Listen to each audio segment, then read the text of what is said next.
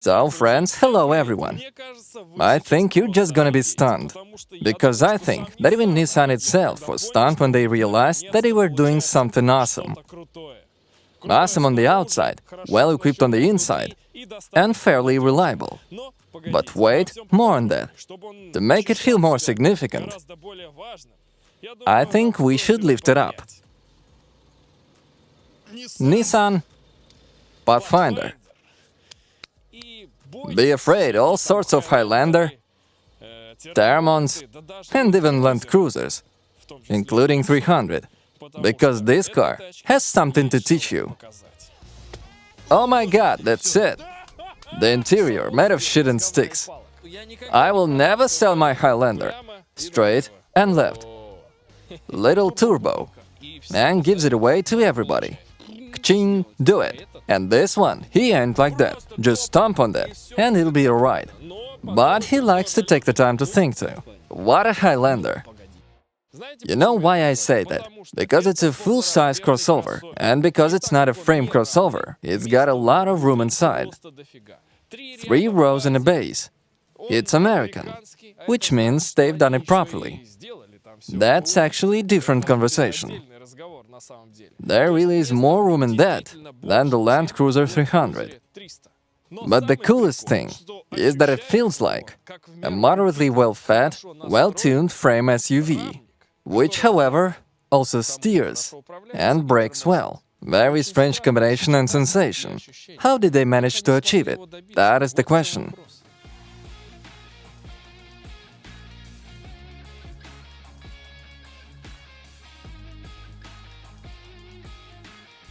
You drive it and think, America, old school. It's all thanks to the suspension and the steering wheel, which is hydraulic-powered, even though it is implemented in a clever way. The tuning is as we're used to, and the suspension is super comfortable. But up to the first speed bump, it seems as if you reduce speed. Bounce, bang, it jerks, and there is a feeling that it is a framed one. How is that even possible? But the most important and first impression is, of course, the silence. The noise isolation is excellent.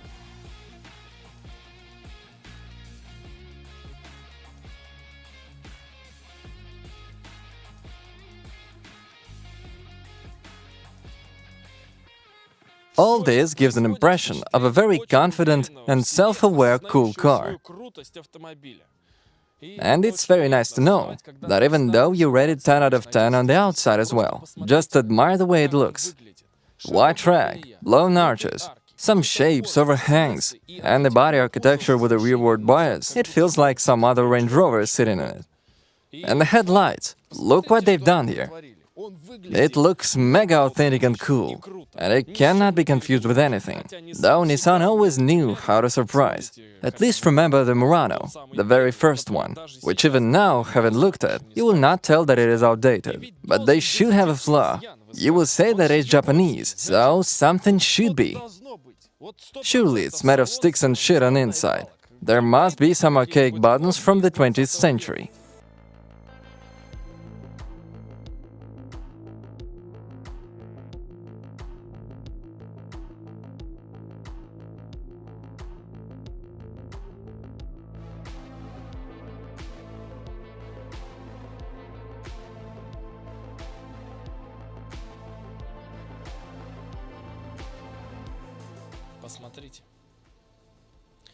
Good soft materials, finishes, something we're not accustomed to. Everything is tightly built, modern, joystick and buttons are good. Well, here is just a little bit of Kaya. Awesome clear dash, fully digital. Good display, and everything inside is quite comfortable. For the Japanese, I think it's breakthrough. And look how everything is made. You just don't expect. There is, in principle, all that it needs in terms of equipment. Many systems of active safety, which are switching in fact by pushing one button.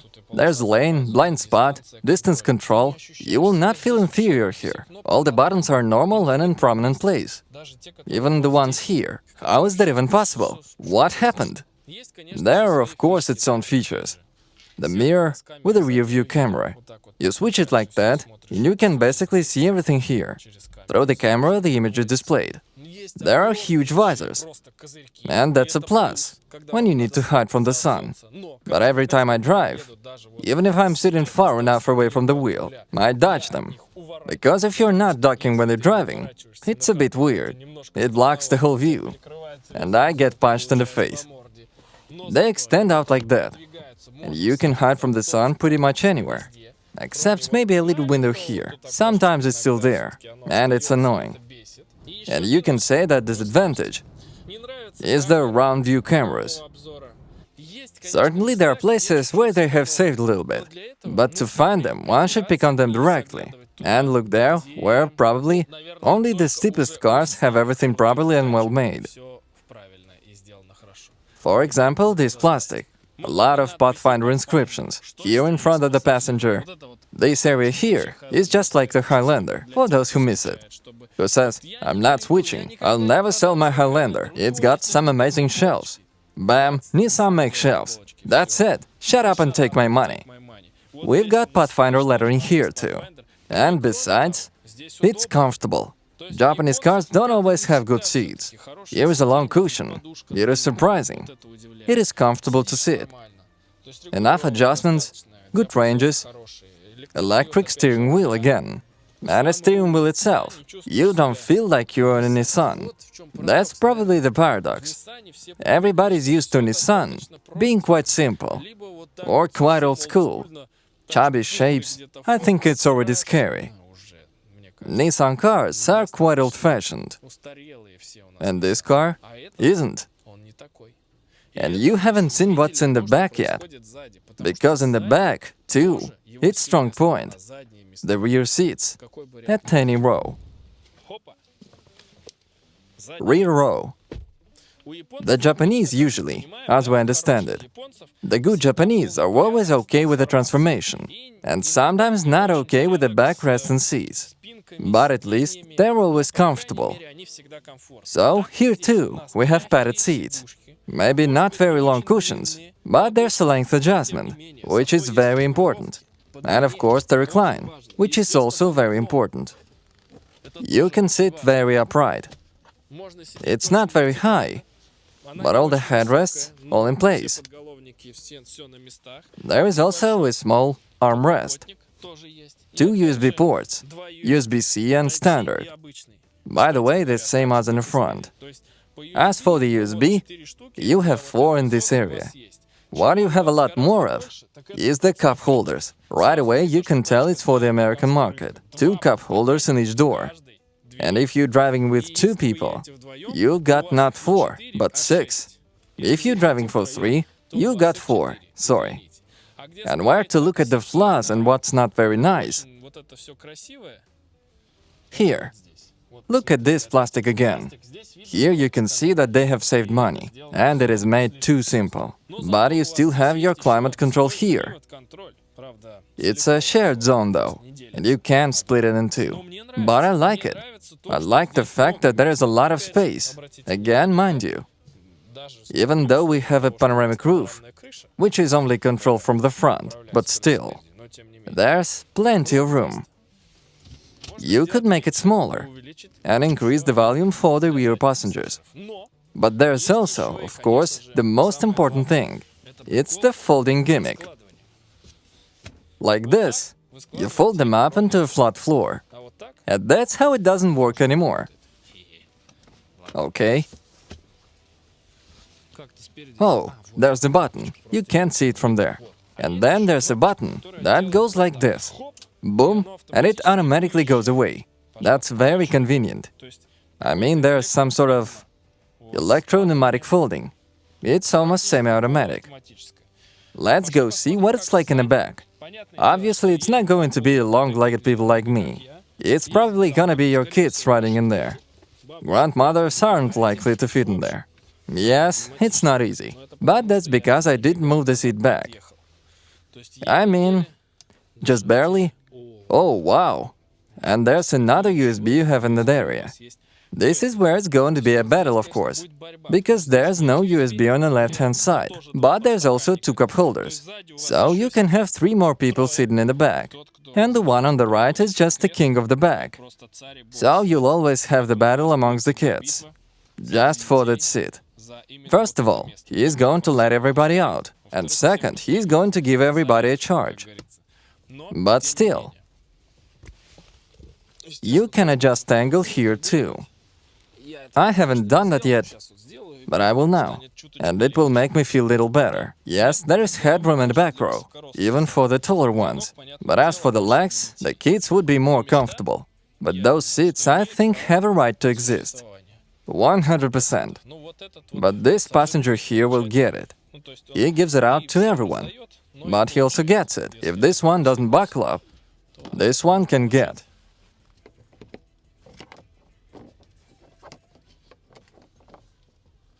This one may get, or he might not get it.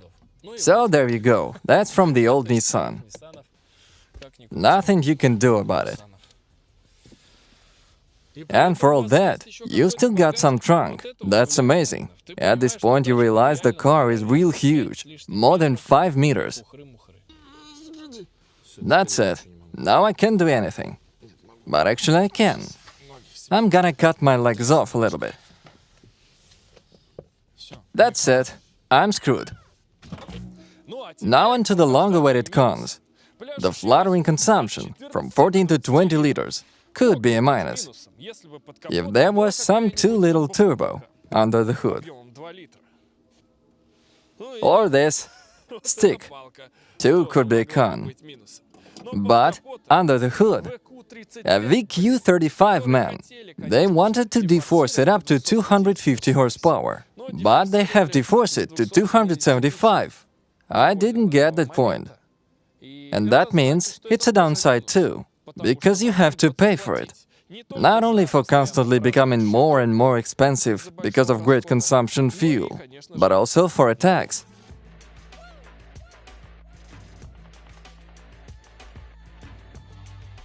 Really, so far, the car is a bit stupid. Here we have an auto transmission, not an old school, 9-speed, which are strange, but it's like to think too. Because all the time it's delayed. All the time it's not in hurry to downshift. Or just you press it and it hesitates. Of course you get the dynamic too, later. But first, a major kick.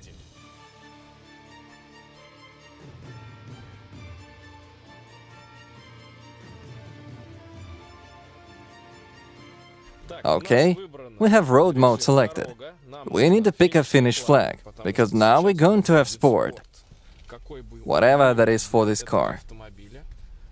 Sports must be not its best feature. But nonetheless, I think it should show something. Here we go. Still the first gear have some rolling. Then it bam, has some grip. So let's see. 7 and 89. Faster than claimed. Well, VQ35 didn't doubt you one bit. Well done. 275 horsepower. It's mighty. And all that. Let's do it like this. Starting first. Come on. No, whatever. He's still losing a few yards on this first roll. I'm sure he loses a lot. 8 and 2. I mean, he could have grabbed it right away, flown being on that gear, but it's like he's been sped a little bit by automatics. Some kind of tricky thing here. That's interesting. Even too much. Let's just move the foot from the brake to the gas. Maybe he'll do better that way, a little quicker. I want to. Pathfinder, let's go. 1, 2, 3. Rushed out almost immediately. Come on. Let's see. 367 to 60. And 768, yeah! That's what I'm talking about. You can feel it. This is it. America. You're like trying to trick it. Now I'm going to pull up like I always do on all cars. It doesn't give a damn about it. Better for it just stomp on this, and everything will be just right. It went faster with the foot from the brake to the throttle, without any pushing. And when you push up, it's like thinking, haha, brake priority. Not going to go. And something goes wrong. But this way, right away. No delay, no rolling, no clamping afterwards. One more time. Let's do it again. Let's consolidate the result. Come on. 374.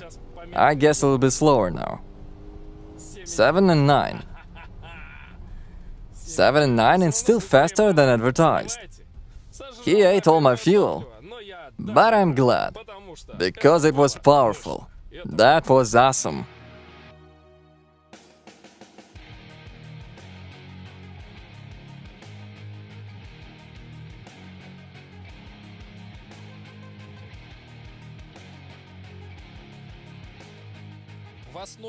Of course, on the inside it's so cool. But you will say, so what? It's an old car. The platform is old. The platform remains the same. No matter how you look at it, no miracles have happened. They have done the main thing which should be done. And even the engine. VQ35 is not some newfangled one from the Infinity, with 330, 350 and over horsepower. No, the VQ35, the proven one. But here we have a 9-speed automatic gearbox. This is what Nissan needed for image. And it certainly did. Especially where? In America, of course. Because there, I think the variator. Screw it. Go with your variator straight ahead and to the left. Over there, away. We don't need you here with your variators. So, that's it. When they want to, they can do it. Especially if they are asked. But you will say, this is a perfect crossover. Just what it is necessary for our market, for all believers, for those who do not want to look at chubby, wobbly elements of interior decor, and which, however, also should have a better drive. Let's check it out. But what creates this image of a nice guy, who pleases everyone, or will, or is already pleasing? It's actually weird. But first of all, you perceive him as complete. You perceive him as modern. That feeling doesn't just come from looking at the headlights. You can find in it still here, for example, a turn signal bulb, an ordinary incandescent bulb, like in an old Soviet motorcycle. But still you find some elements that catch on. For example, the new badge, the backlit one. I have a feeling it should be backlit. Chinese, please fix it. What the hell? Make the backlighting, quick. It will be awesome. Look, the fog lights on the bottom. They're made like this, pointy. They should, I think, shoot out like blasters, cut through the fog. If you look from the side, the nice skirt. Around the arches, at the bottom of the doors. Overlays, again, large Pathfinder lettering. The doors open properly. Yes, a bit odd and sometimes lacking, that only the front doors have keyless access. Yes, it's done right. You put your hands up and it opens. You press on the line, it closes. But it lacks the same on the back. Some cheaper cars has this feature. But this Nissan somehow doesn't. The paint job. It's got a rugged silhouette. In principle, I like everything. I walk around it and understand, damn, it's nicely done. It's comfortable, it's simple enough, and the trunk is huge. But you know, there are some little things that should be in a car. It's not the smallest thing. First, there has to be something basic, then some small things. And you come across it and understand that yes, something was saved on some details, but not there where you come across it all the time. That is why there is an impression that the car is good, first of all. But there in some way, the Japanese of course stay true to themselves. We have a great pit, uphill, which of course will make the imitation work. We've got road mode on now.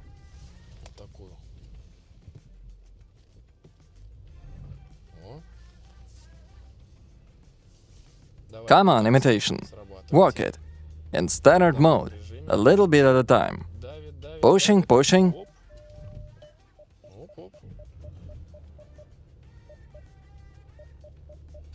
Bingo! Actually, it's working fine for me. Now we're going to make it work even more.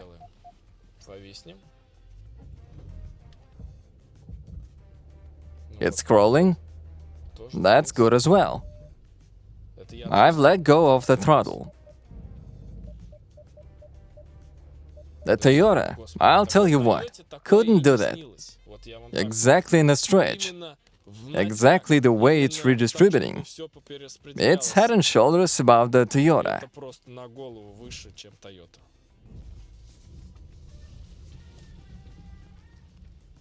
And we go straight. And that's in mud route mode. Now it's having a hard time. But still, we're about to catch a clear inflection. Nice. Oops, it's going backwards. We need more throttle. I let go and it go backwards. More gas, more gas.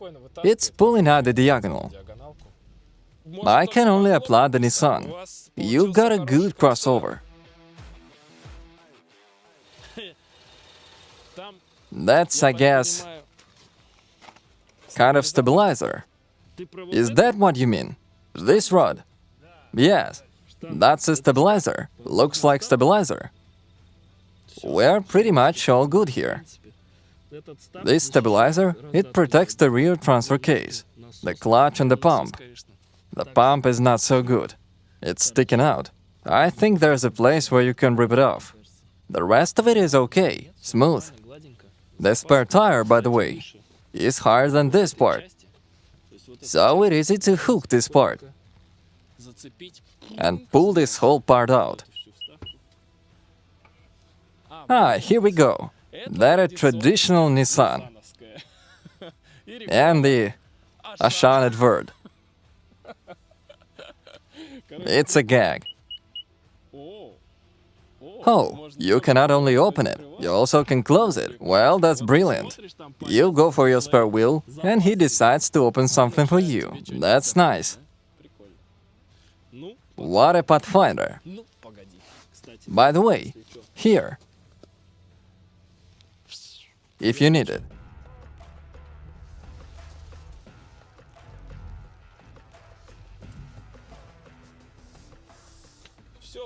Just drove out, without any problem at all.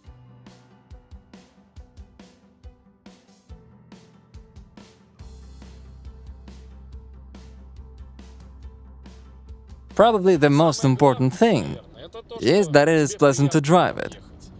There are such cars in which the dynamics are in a 10th place. The pleasure is what it is tuned for comfort.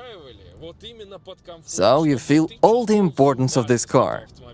Its volume, size, steepness, and they have really succeeded in it. Because there are really not so many such cars now. Basically, it is possible to get it at some old-school frame SUVs. And we're back to them again, in which you have to suffer from their archaism. Of course, this car doesn't have this super dynamic handling. It's got the roll, and you feel like it's big. It weighs over 2 tons, 2,100, 2,200 curb weight. That's a lot. But it's not as much as frame cars. And it definitely has a whole bunch of advantages. Because at speed, the steering is just great. And it's not like it's unsprung all over the place. Are you feeling carsick? Oh, see, that's a bummer. That's a car. You know, it's just a huge ship. Some people might not like it. Like, for example, all BMW enthusiasts. If you've ever had a thought in your head about buying BMW, this car is not for you at all. It's I don't know. It's in the best traditions of American Japan. It has an atmospheric engine, reliability, pauses, and comfort. And most importantly, it does not currently suffer in terms of equipment. That is, it is not outdated. And there is very big value in Japanese cars. Simply unreal. And it is here.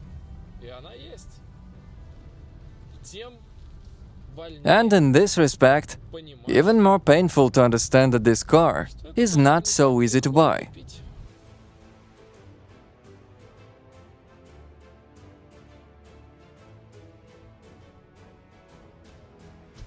Let's talk about fuel consumption. This is a sore subject. Get ready to cry. You'll have to fill up soon. Here I'm looking at 20 liters. I think I just turned away. I was driving on highway, and it was 10 and 2. Drove a couple of lanes like that, slowed down a bit, just blinked, and here's 20 liters average consumption. How does it do that? I don't know. I've already reset it twice, because every time I've done it, it's come back to 20 liters. And I don't know why. So now we'll see. Along with the driving, there was a lot of driving today, and there was a lot of standing still. Man, 18.8. Jesus, what's the big deal? I don't even... Alright, I just get a couple of races. Man, it was 14.6. I wanted to make you and myself happy. Anyway, on the highway, you'll get 10.5. That's the good news. And that's where they ends. At the end of the day, you'll be looking at 18.8. But for that, be glad that you are watching on a good display. It is clear, and you will logically and quickly find all the data that you need. It's not always possible for Japanese either. This one does. And of course, you will rejoice at the sound of this engine, because you have bought infinite quantity of fuel for it. You have paid for all that. Rejoice. It's here. It contributes to a great feeling of this car. By the way, it's an obstacle too. Let's get past that. That's something you'll probably encounter. The toughest obstacle you'll ever have in a Nissan Pathfinder. That's nice. That's a cool car. It feels like it can do anything.